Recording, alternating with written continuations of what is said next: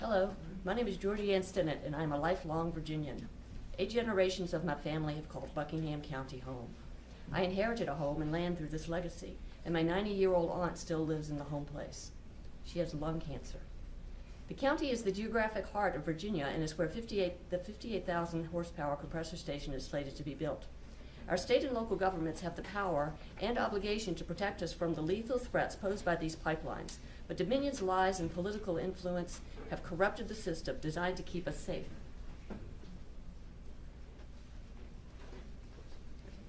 I love the natural world, particularly this beautiful state, so much so that I earned a bachelor's degree in environmental science and worked for years as an environmental scientist under contract to the EPA. While there, I worked extensively with the Federal Water Supply Database to ensure the health of our waterways, particularly the safety of drinking water from surface intakes. This job was all about gathering and analyzing data. So I was dismayed to read the Virginia DEQ's 401 certifications, which could be used by Governor McAuliffe to save us from the pipelines and compressor station. Where are the data? Where are the specific plans? Can you hear that? So I was dismayed to read the Virginia DEQ's 401 certifications, which could be used by Governor McAuliffe to save us from the pipeline and compressor station. Where are the data? Where are the specific plans to ensure protection of every stream, creek, and wetland crossed by the ACP? The DEQ has not assessed the cumulative impacts from construction, operation, and maintenance of the pipelines. Erosion, blasting, application of herbicides, sedimentation, and chemical contamination all threaten wildlife, aesthetics, and recreational enjoyment, but no plan is outlined to guarantee that these potential threats will not happen to our water. For example, where will the rubble from the blasting and removal of 38 miles of Appalachian ridgelines be moved without choking our headwaters? How will fragmented forests play their vital role in protecting water quality?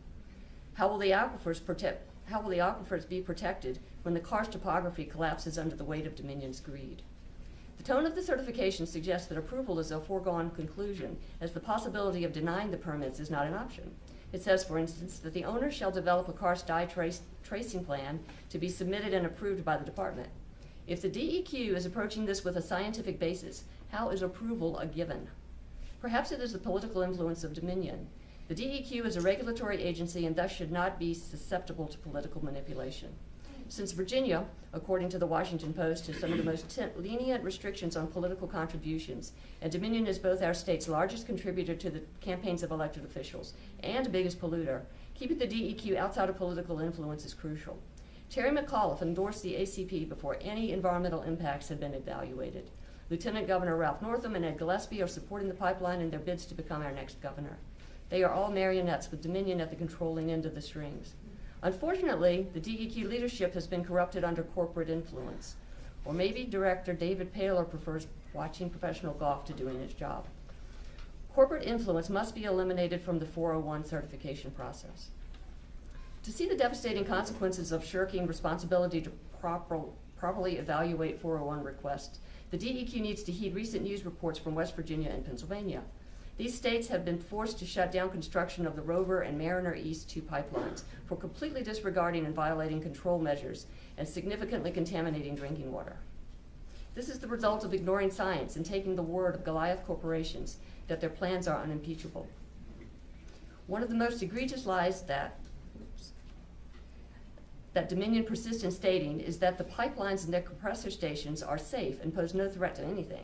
The Buckingham County Board of Supervisors allowed Dominion to run roughshod through zoning ordinances designed to protect citizens and granted it a special